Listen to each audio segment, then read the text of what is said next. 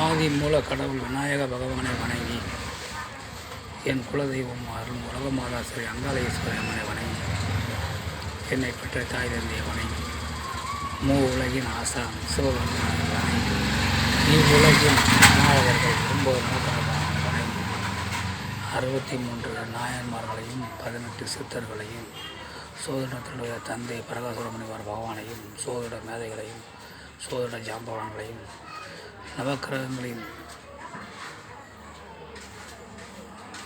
இதயத்தில் இடம் பிடித்த இடைக்காட்டு சித்தர் பகவானையும் வணங்கி உங்களோடு ஒரு சிறு சோழ குறிப்பை பகிர்ந்து வருகிறேன். ஒரு ஜாதகத்தில் 6ஆம் வீட்டின் அதிபதியோடு 9ஆம் வீட்டின் அதிபதி தொடர்பு கொண்டால், 9ஆம் வீட்டின் அதிபதி நட்சத்திர சாரத்தில் 6ஆம் வீட்டின் அதிபதி சென்றால்,